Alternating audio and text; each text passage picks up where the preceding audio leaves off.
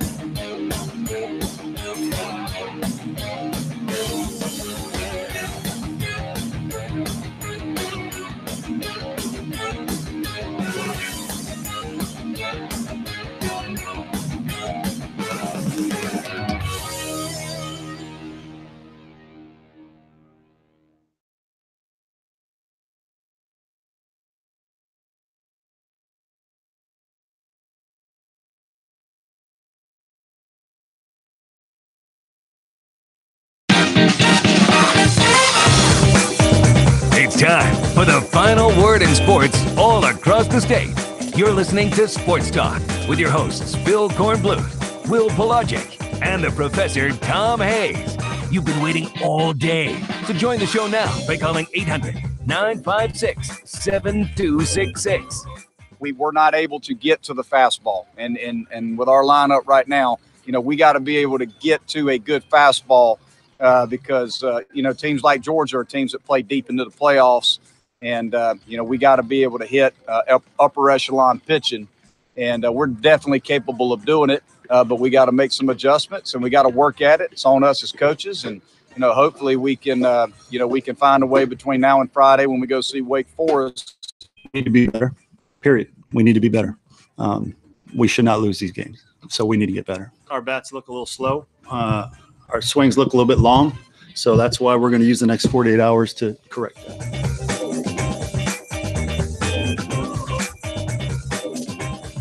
Hey, good evening, everybody. Welcome into Sports Talk, South Carolina Radio Network. Wednesday night on a beautiful evening here in the Palmetto State. Phil Kornbluth, Will Pelagic, Professor Tom Hayes, Brian Leonard behind the bulletproof glass tonight. 800-956-7266 is the phone number. So the USC baseball season, as we stand here or sit here right now, is going down the toilet. It's over, Corn. There's no other way to put it. Let's see. It's over. Let's go back to last night when I mentioned that Presbyterian was leading South Carolina. What were your words? I was like, you're joking. I think I said you're joking. Well, PC beat them a couple of years ago, 2015. They beat them. Mm-hmm. Yeah, this South Carolina baseball team, it is hard to there's too much talent.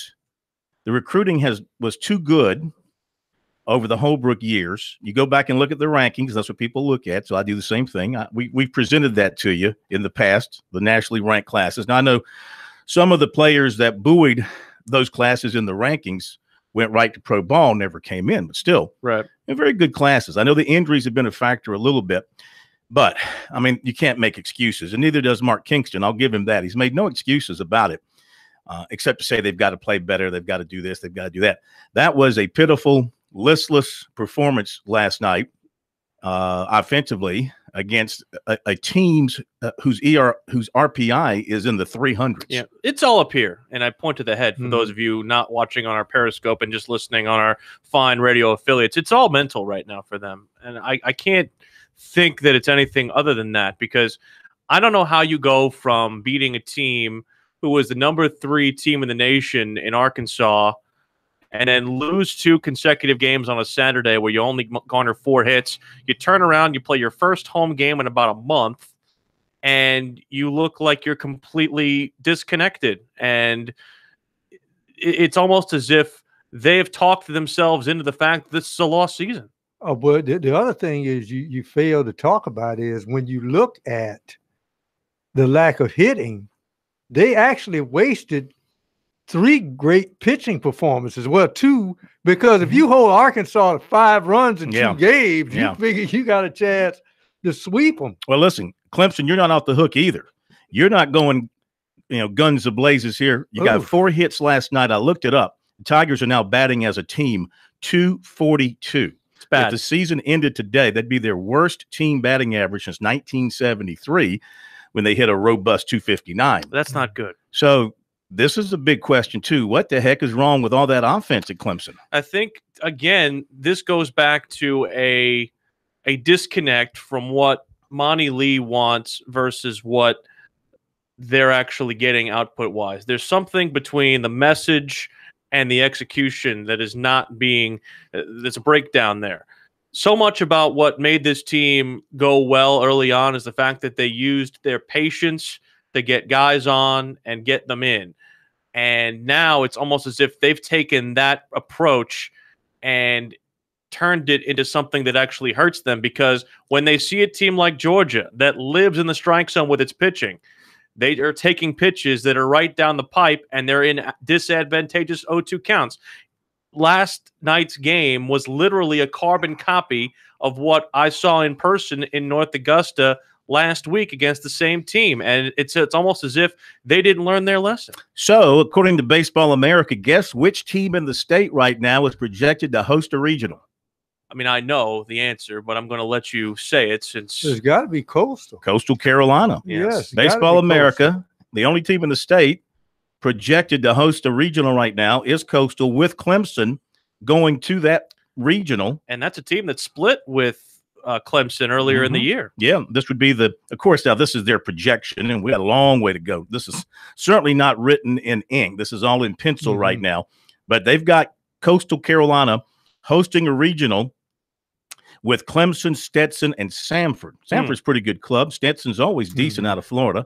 And how bad would it chap the hides of Carolina fans to know that also projected in the tournament is their former head coach? They've got the College of Charleston in the field playing at North Carolina, his alma mater for Chad Holbrook. Now, they lost last night as well, College of Charleston. Charleston Southern got a walk-off, I think it was a 2-run homer to beat the Citadel last night. So as the baseball turns and the season for South Carolina, you're looking at LSU coming to Columbia this weekend, and, that's not going to be an easy assignment. And then after that, the Gamecocks are looking at I'm sorry, didn't mean to touch you. That was kind of disgusting. Then you're looking at 3 games at Vanderbilt. He's moving his hand all the way back. All the way back. You know, when guys touch hands sometimes, it's not a real good feeling. No, it's not. At Vandy, and then you got Ole Miss coming in, and then Missouri, and then at Texas A&M, all pretty much difficult opponents. I'm not sure about Missouri, and I'm saying that in all sincerity, not because you're sitting here. Well, Missouri also is projected in the tournament kind of in the same realm that College of Charleston is as an at-large. They're on the 3 line right now. They would be playing a series in Bloomington, Indiana, against basically the top team from the Big Ten, which would be the Indiana Hoosiers. Did you see the little note that our colleague from the Post and Courier, David Cloninger, put out? It's the first time since 1947 that South Carolina has lost a Presbyterian, the Citadel, and Furman in the same season. And Charleston Southern didn't even start playing USC until 1972. That's another one of their losses. Well, the in-state losses would be the thing, if I was a South Carolina fan, that would be the one thing. It's not about getting, 2 losses at Arkansas. You have to take care of business in this state. Otherwise, you are going to turn into, I'm sorry to say it, a laughingstock. Here's the deal. You can look at it 2 ways. As I said before, your biggest bounce is when you hit rock bottom. Or they did that last year. Or as I said this before, because you think they hit rock bottom last year. I think they did. Or you paying a penance. Yes. You're paying a penance for driving a good man off, and it's time to pay the penance. Please with your penance. Yeah. Well, we say the same thing about Tennessee when they ran Philip Fulmer. That's because they made bad hires. Now, it remains to be seen if Mark Kingston's a good hire. Oh, I'm not saying he won't be. And I wonder how much he's hurt by not having Jerry Myers, handling his pitching. Oh, no, you lose one of the best pitching coaches in the country. I'm not questioning his coaching. I'm questioning a penance. I don't care how good you are. The penance will be paid. Regardless of whether or not absolution is coming for South Carolina fans. I think this has nothing to do with Mark Kingston. I'm looking for a lightning strike here any moment. Nothing to do with Skylar Meade. It has everything to do with the talent, because the talent was brought here to do a job, and they're just not doing it. I mean, I know people love to blame the coach. This is a talent issue. This is a talent issue. This is a player's issue. They need to figure it out. They're the only ones who know how to figure it out. Talking about the rest of their schedule, yes, only Missouri on their schedule is under 500 in league play. Everybody else, LSU's 9-6 in the West. Ole Miss is 8-7.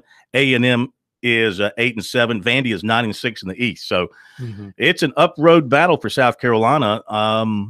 And they don't look like a team that's going to be able to win too many SEC games, much less series, the rest of the way. And think about the corner that looked like they had turned against Tennessee. And again, Tennessee's in last place in the East. Consider the, but again, you just needed some confidence for this group. And ever since then, it's almost as if any of the goodwill that they had built up with that series victory went kaput in the other direction. That's why you have to look at leadership in that dugout from the guys wearing the uniform. 800-956-7266. Can we come back? Brian Bowen is going to test the NBA draft waters. Got some thoughts on that when we come back from the break here on Sports Talk. Last one out, turn out the lights in the Gamecock locker room.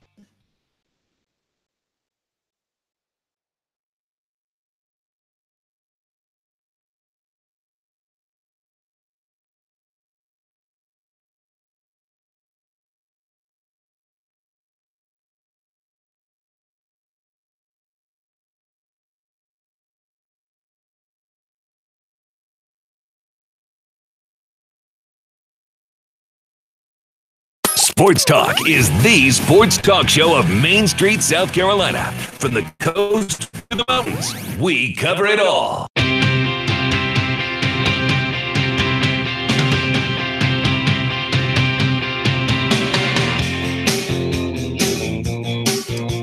All right, so today, Brian Bowen, USC, announced that he is going to dip his toes into the NBA draft waters. Actually, Jeff Goodman from ESPN broke the story from Brian Bowen that he will test it, the former Louisville recruit who transferred to USC, blah, blah, blah.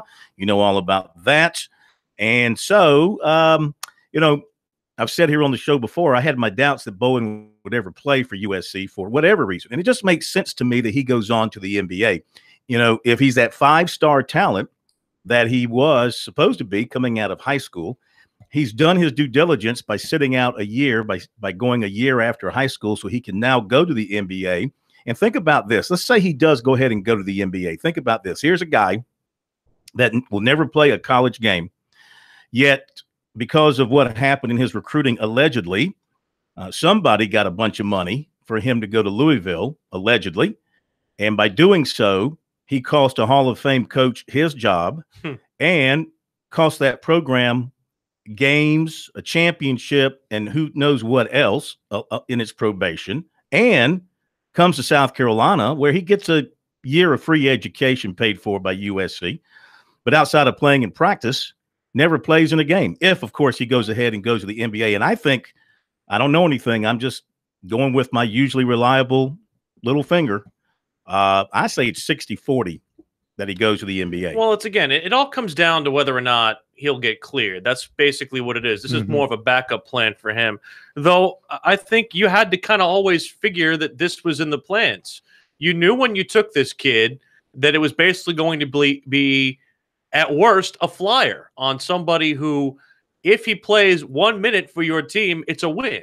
But if he doesn't play a minute for your team, it can't be a significant loss because of the fact that you knew going in that it was an inherent risk. So in my mind, I don't blame Frank Martin for taking a flyer on the kid because he doesn't know what the NCAA is going to do. And that's the other really difficult part about this is that I'm sure they tried every which way to try and get some sort of clarification from the NCAA, whether or not they were going to eventually clear him to play. And everything that Frank has said publicly is that we're not going to rush this thing. That's the only thing that I'd fault him on is that why the hell not? Yeah. Why not? You know, South Carolina, as we've pointed out here before, seldom gets a positive ruling from the NCAA or the SEC. While we see other schools, and I'm not going to sit here and play conspiracy theorist here, but just look around the country and see all the positive rulings look similar situations that border. other schools get. And they also seem to act very quickly in other situations. And here it is. When did Bowen arrive at South Carolina? Back in January? Something like that. Yeah. So here it is now going on almost 5 months later, and there is no resolution to this situation. Now it takes another twist with his decision to test the waters. And think about this. I mean, if you're this kid and you're that good, okay, and I guess he is that good, he gets out there, he starts hearing from agents and from the NBA scouts, and they say, yeah, man, you're going to be a first-round pick and all that. Why would you continue playing the facade of a college student and wasting your time? Go ahead, go to the league and make your money and get your career started. I think probably because he may be the reverse of some players. He knows strength-wise, I'm not ready for the next level. I need to be in a college program lifting weights, gaining weight, because this guy's look like he's still growing. P.J. Dozier. Huh? P.J. Dozier. No. But I go back to if Brian Bowen had a torn knee up in high school that almost ended his career, he would not be at South Carolina. He'd be at the NBA quickly. He has not experienced that yet, to have that fear in his heart that it can be taken away from him very quickly. P.J. Dozier was not the first college player to have a knee injury coming out of high school. Yeah, but he may not be the first. And who went on to play 3 or 4 years in college. But he's the only P.J. Dozier who knows if his knee is going to act up again. Well, here's the other part of this. Made a move. The other part of this that I think is not being talked about is the fact that while all of this is happening and all the chatter behind the scenes of the NCAA about the one and done rule. How have we not seen any action on this? How have we not seen any action from the NBA or the NCAA or some sort of combined ruling from these two to try and get rid of this problem? There's still no resolution on this. This is the biggest problem right now that is befalling college basketball, other than the transfer rule, which obviously people are trying to, again, supersede and talk about again. That's something that's also burned South Carolina a little bit here. I made the mention going into the break, South Carolina might not have a team this year. Well, going back to the one and done thing, I mean, that's totally on the NBA Players Association. Yes. That's totally on them. And for whatever reason, you know, they don't. Are they afraid of the competition that comes in every year out of the high school ranks? That's the amazing thing to me, is how I guess basketball is the type of game where, as a 17, 18-year-old coming out of high school, some of you are just good enough to go on in and play at the highest level. Yes. Because of your natural skills, unlike any of the other team major sports. We see it occasionally in the individual sports, like golfer here, a tennis player here, a swimmer there. But it's hard, to see a high school player. Really, we haven't seen how many high school players, LeBron an exception, Garnett. Mm-hmm. How many have gone in though in that first year and been a guy to turn a franchise around? That guy. It hadn't been many because you gotta see that guys like LeBron and Garnett were mentally ahead of kids in high school. They saw the game. It was almost like they had a camera in their head that could see the whole court from above. I mean, because Garnett could handle, he could pass. I mean, there was nothing this guy could do. And then once he'd been in the NBA for about 3 years and his body caught up with his basketball IQ, he was absolutely dangerous. But here's the problem when it comes to the NBA draft versus all the other drafts, and this includes baseball. Baseball has probably more jobs available than anybody else because of the full scale of the minor league systems that are involved. Football always has jobs available because teams have needs.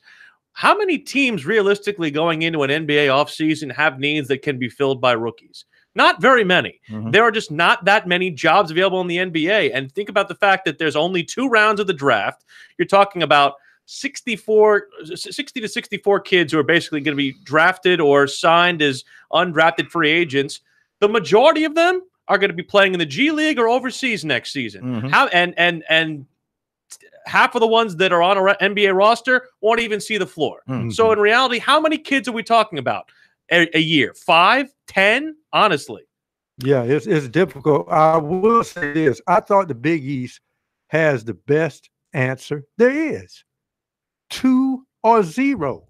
Either you go into the NBA after high school or you give a college 2-year commitment. I like 3 years. You go to college. I think the baseball deal is. I think why can't we just settle on the baseball deal because it's just greedy? That's not going to happen. You got to concede something. You're not being greedy, though. You're not being greedy if you say, look, if you're good enough out of high school, go. Otherwise, it's a 3-year commitment. That's not being greedy. You make the decision to come to college versus trying your talents on the NBA on the professional level. And you know what? I really wouldn't have a problem, to be quite honest with you. If you really want to be open about it, the guys who try professionally and fail and then want to come to college, let them do it in your sport. Hayden Hurst got to do it because he went for baseball, minor league baseball, professional baseball, didn't work out. He came back and played college football. Why can't you do it if you go and try out in your sport and you fail, coming back to college? Because this is what's going to happen. You're going to get a law of unintended consequences. You're going to get a bunch of people who think they're going to get drafted, and then once they don't get undrafted, you have a basically rat race every August after the draft is over, with people just plucking different kids off of different, basically off the street. Yeah. That's what's going to happen. I didn't say it'd be easy. It's a law of unintended consequences. Plus, by that time, all of them have gotten some agent in their pocket that's giving some money. So. Oh, yeah. And the latest thing that I saw today in the NCAA talking about transfer rules is now there's legislation being bandied about that would prevent the school from blocking you as a transfer from going anywhere. In other words, coaches can no longer release you, but say you can't go here. I have no problem with that. You'll be free to go wherever you want to go. I have no problem with that. Yeah, pretty soon we're just going to have open transfer, and you talk about a revolving door. Well, I'm saying the coach can go anywhere he wants to after a season. Why can't the kid? Well, it's called anarchy. That would be one reason. We'll talk about it more in a moment.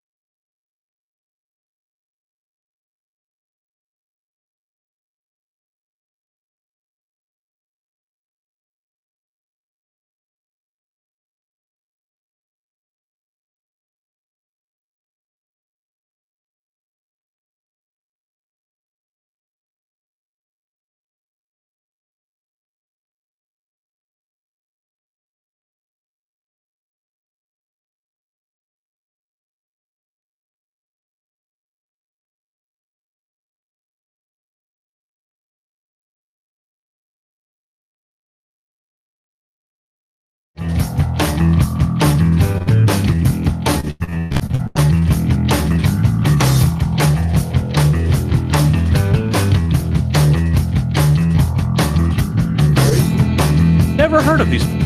It's not my problem. These like old man movies. that Okay, you've we're never back. seen. It's Sports Talk, South Carolina Radio Network, 800-956-7266. By the way, if you're checking your time, it's 14 to 18 as I look at my watch. 14 to 18. Is that a fact? Who gets that? Who understands the code there? Let's see if anybody gets the code. Those who know me will get the code. Anybody get the code? Don't say anything. You know the code.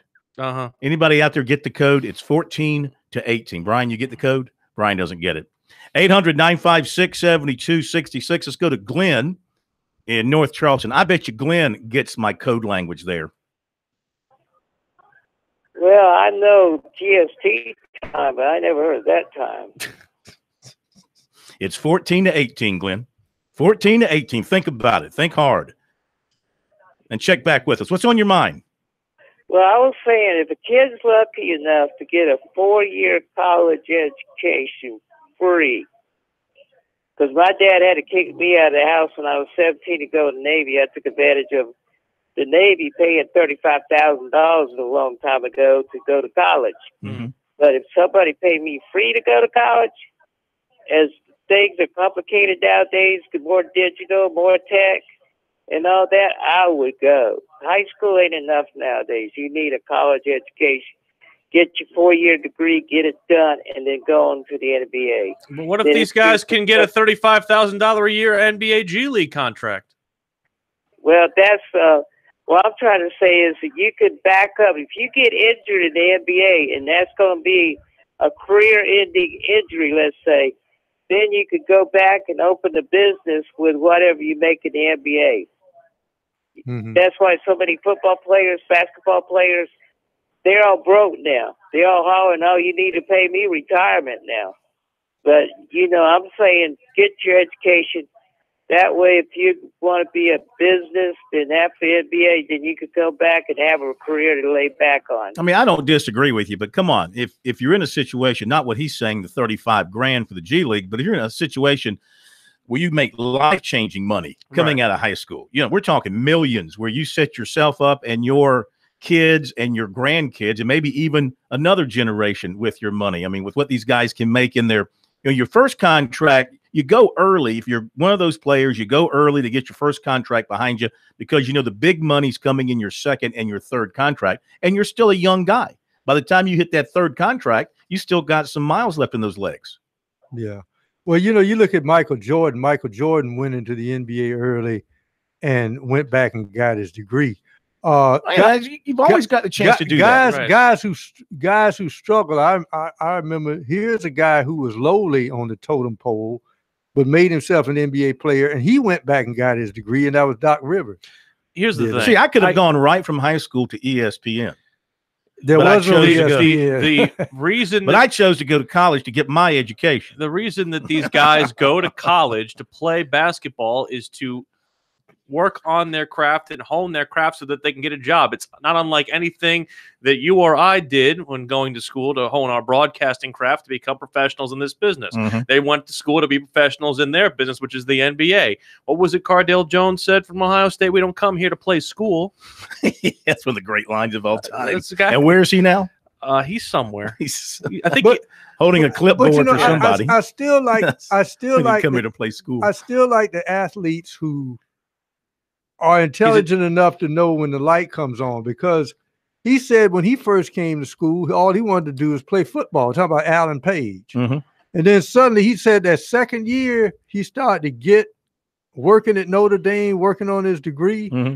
And now, of course, I think he might be retired now, but he ended up being a judge in the state of Minnesota. Mm-hmm. Cardale Jones on the roster of the Los Angeles Chargers. Career football stats. Of Anaheim, the Los Angeles Chargers of Anaheim. Career football stats, 6 of 11, no touchdowns and an interception. He is currently backing up Phillip Rivers. All right, 800-956-7266 is our phone number if you'd like to join in on the program tonight. Let's see if there's anything else I wanted to bring up. We talked about Bowen, and we talked about the baseball projections. Oh, Hugh Freeze. Yes. Something that came out last night. Our friend Greg Sankey of the SEC. Interesting how this man works. So he allegedly, according to the people in Alabama at AL.com, the SEC commissioner blocked Hugh Freeze from taking a job with another SEC team. It reported that it wasn't only Alabama who was going after Freeze, but at least 5 SEC schools had contact with him about on-field jobs this season. However, Sankey encouraged Alabama not to hire Freeze. And it says here, it's the primary reason why Saban couldn't add Freeze to his staff this offseason according to multiple sources familiar with the situation. Mm-hmm. And the report elaborates that both LSU and, of course, Missouri were two other schools that had interest in hiring Freeze, but were discouraged by Sankey from doing so. So they hired offensive guru Derek Dooley instead. That's a great move. Well, okay, so let's look at this for a second. Now you got I have the no problem with commissioner, it, by the way, jumping in and making decisions or encouraging decisions by individual schools. I mean, is that the role of a commissioner? Here's the problem. Of a league, of a conference? You have this guy who has legitimately been connected not only with violations that have involved boosters and involved impermissible benefits, but you also have somebody who had some moral transgressions that weren't necessarily painting the school that he was at in a bad light. And they put a bylaw in the place in the SEC basically because of this. They do not want somebody from one of their member schools to be placed on the same type of risk that the other that somebody from one of their member schools was in. And I think there's nothing wrong with that, trying to protect the integrity of their schools. Does it kind of seem unfair? Yes, but at the same time, they're trying to basically protect people from themselves. So okay, well, but what does it say about the schools themselves that they need their daddy to step in and say, no. Now, you're right. There is a bylaw that says schools trying to hire an individual who has that kind of background, that kind of baggage, has to go through the commissioner first. Yes. But I mean, don't you think the schools should police themselves when it comes to something like that? No, because the coaches want to win. And I know why Nick Saban wanted to hire him. You want to keep him away from somebody else. No, yeah, exactly. Because notice that when they got Chad Kelly, the only team that was scared Alabama offensively was Ole Miss and Freeze's system. He was scared of Ole Miss. Every time they played him, you could tell. But was that Freeze or was that Dan Warner? Was Warner there then? Wasn't Warner there? He might have been there, but I know with a gunslinger like Chad Kelly and the receivers they had, Alabama was gave Alabama fits during his. Well, see, the thing 2 about years. it is Alabama challenges you to throw deep, and Ole Miss say, okay, fine. All right, this is what we're going to do. And I think he wanted to make sure that Freeze was on his side so he wouldn't have to look at that offense anytime soon. I think it's saving schools from themselves. And, I know that the inherent risk on the other side of this is, watch him go to some school in the Big Ten or some school elsewhere, and he ends up flourishing and he's outside of your conference. But at the same time, I don't necessarily think that it's a bad thing to keep risky people out of your conference. And that's again, whether that's a right or a wrong characterization of Hugh Freeze, he has to go somewhere either small or he needs to at least put some proof in the pudding, so to speak, that he is not going to be around this type of shady activity. All right. So I guess he remains without a job, right? Nobody's picked him up, even outside the SEC. Not that I recall. I can't recall. He's being paid somehow, some way, I believe.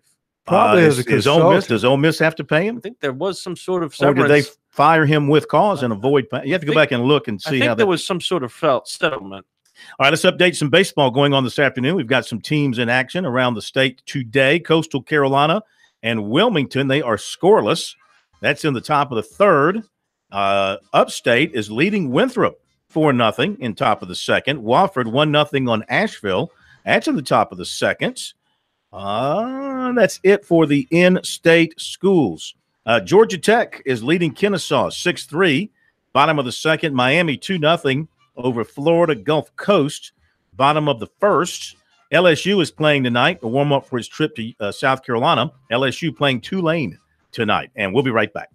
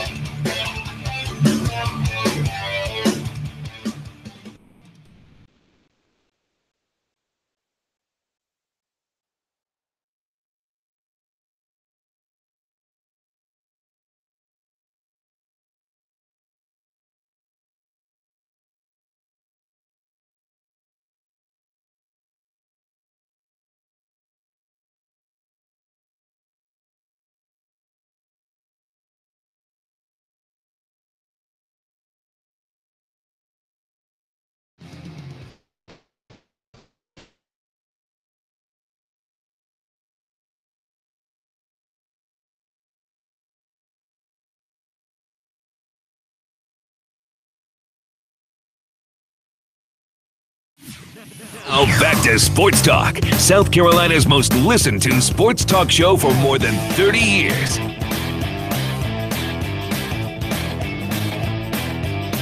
We are back at Sports Talk, South Carolina Radio Network. 800-956-7266 is the phone number if you would like to join us. Tomorrow night, we'll be up in Greenville for the induction ceremonies for the South Carolina Football Hall of Fame. Looking forward to being up there. We'll have some interviews for you from some of the folks going into the hall, plus some other dignitaries like Mason Rudolph is going to be there. Great quarterback out of Oklahoma State. You know where he went to high school, said David Cloninger. Yeah. Just ask him. Just ask him. You know, that was one guy that should never have gotten away, but, you know, he did. Hey, the folks at the Founders Federal Credit Union reminds you that they can do great things for you, and they invite you to check out what they have to offer. Just go to their website, foundersfcu.com, learn how they can assist you in all of your financial needs. Recruiting coming up in just a couple of moments. We want to go back to the spring game at Clemson from this past Saturday to hear from one of the players, maybe one of the most prominent players being talked about, Kelly Bryant, currently starting quarterback. Did not have a great spring game, but apparently had a good overall spring. He talked with us after the game about the performance and how he feels about the way he played and the way things went for him this spring and the competition from those young guys. Man, you know, just overthrown 2 balls, you know, out the gate, you know, in that first quarter. You know, I feel like it could have changed the dynamic of the game, but you know, they didn't try to press, you know, couldn't really get in a good rhythm. But, you know, that's part of the game, you know, just taking and learn from it, you know, just trying not to dwell on too much on it, you know, but I'm going to watch film, you know, feel like, you know, see the things I did good, see the things I did bad, you know, just try to apply it, you know, in the summer coming up. Is it tough for the older guy in these spring games, knowing how the crowd, they want to see the young guys they haven't seen before, and here's the old guy trotting out there. Is it hard for you to kind of go out there and be focused to deliver, knowing that they want to see the other guys behind you? Oh, no, it's not hard, but you know, it's good to see, you know, especially, you know, got a new face coming in, you know, just trying to, you know, get his feet wet, just trying to, you know, make a name for himself. So I feel like those guys, you know, did a great job today, you know, but you know, that's something I've seen all spring. But, you know, just me, you know, old guy, you know, I've been here a long time, you know, I'm just going to continue to work, keep that same mindset, never get complacent, and just try to find ways to be better. Certainly you can't take anything from the spring game about the way the offense is going to look come the fall. I mean, you know, it's just one day. You know, we still going to be better. But, you know, it's just like I said, one day you can't really judge us off one day. So, you know, get ready for, you know, fall camp, you know, get ready for the summer. So we're going to try to find ways to get better, you know, during that period of time as well. You know, the format of the spring game doesn't really allow for Kelly Bryant to showcase himself very well because of not only the fact that you're splitting the reps and you want to see more out of the younger guys, but also because it takes away his running ability. So it's not surprising that his spring game was lesser than expected. But I wonder, given the public clamoring, I mean, and by clamoring, I mean fawning over Trevor Lawrence, I'm wondering if that, in essence, will, I don't want to say get to him, but how much that he's conscious of that. It's going to take a strong-minded person yes, to be able to deal with that because, you know, he reads the websites, he reads the message boards, and he knows what Clemson brought in this kid and how highly touted he is. And he's got to know, too, that any misstep on overthrows he had on Saturday, if it happens against Furman or, you know, moving on Texas A&M, let's say, in big moments, that's going to give them maybe the reason, if they haven't already made the change prior to, it would give them a reason to insert Lawrence or one of the others if they're playing well to see what they can do. Just thinking there's extra pressure on him. It's bad optics if he's not the first guy out there. I got the feeling that he can handle this because if he can handle following Watson, yeah, I mean that was just as much pressure there. And he got all the questions about it leading up to and during the year. The difference is Watson was gone. This guy's here. He didn't have to deal with Watson's shadow. Watson wasn't breathing down his neck like Trevor Lawrence is. I would tell you that physically he wasn't there, but there was a big shadow on that field. His ghost was still in the locker room, yeah. Right there. I didn't see any ghosts. Ain't afraid of no ghosts. When I went there. And he rode that ghost all the way to against Alabama, and his only sin right now against Clemson fans is he lost Alabama. Well, that's the problem right now is that your last memory of Kelly Bryant is that bad game. But do you put the loss on his shoulders? Go back and look at how many drops Deion Kane had. Right. I'm not saying Look it's at all the tip ball that was picked. I'm not saying it's all on him, but I think that's the collective sin of this team right now. Is that is the last memory of them, and it is not a very pleasurable one. All right, to recruiting, which is always pleasurable. Defensive back Jalen McCullough, Powder Springs, Georgia, who could play running back in college. He was at USC's spring game. The Gamecocks continue to be among his strongest suitors. He's had the Gamecocks in his top list, along with Alabama, Florida State, Tennessee, Georgia, Ohio State, and Auburn, and they remain firmly in the hunt. He's in touch with recruiters Bobby Bentley, who wants him for running back, and Travaris Robinson, who wants him for safety and linebacker at USC. He thinks Muschamp, if he goes there, will put him on the defensive side, but make up some offensive packages for him. He said they are recruiting him hard, and hard for both sides right now. He went to Florida recently. He's going to Alabama this weekend for their spring game, and Alabama's recruiting him hard. He says that he and Saban have conversations all the time when he's there. He's been to Alabama more than any other place. He said Tennessee, Ohio State, Florida State, and Auburn also continue to recruit him energetically. He has not yet decided on official visits. More schools are starting to come after him. He plans to cut his list to 4 and then commit after he takes officials in the fall. He'll be an early signee. Defensive back Andrew Booth of Lawrenceville, Georgia, was back at Clemson Saturday for its spring game. Second visit this year with the Tigers. First was in January for a junior day. Tigers have been selling him on their need at corner. And after watching the game, he's convinced they have a need. He thinks that the Tigers are a little thin back there. Of course, they do have a couple of touted cornerbacks coming in this class. But still, he thinks there's a need there, and he sees an opportunity for him there in the Clemson secondary. He's also been to USC, Auburn, Georgia, and Tennessee. And he might return to Knoxville for the spring game this weekend. He said he does hear from the Gamecocks, and he's looking for another visit there in the future. He is not ready to name a list of favorites, but he said some schools standing out right now are Clemson, USC, Auburn, Georgia, Tennessee, Ohio State, and Florida State. I'd like for you to pay attention instead of looking at your phone. Don't text while listening to recruiting. It's dangerous. Clemson offered it's not like I'm driving. You're the one who's driving right now. Clemson offered wide receiver Traylon Burks of Warren, Arkansas. USC offered defensive back Aaron Beasley of Franklin, Georgia. Georgia defensive line coach Trey Scott is scheduled to visit TL Hanna on Friday morning to watch weight room workouts and check on defensive lineman Zach Pickens and others. Coach Jeff Herron Pickens plans to visit USC Saturday for a Spurs Up cookout. 2020 receiver Leonard Manuel of Ocala, Florida, who decommitted from Miami on Tuesday, issued his top list last night. Clemson is on the list. Do you want to know the others? Don't. No, I don't. I really don't. All right. Don't. I'll move on. Clemson made the top 11 with defensive back DJ Turner. Do you want that list? No, I don't. USC offered wide receiver Brandon Turnage of Oxford, Mississippi, and receiver Isaiah Hazel of Upper Marlboro, Maryland. USC offered linebacker Micaiah Tongue of Baton Rouge, Louisiana. Okay. Tongue. Yeah, there you go.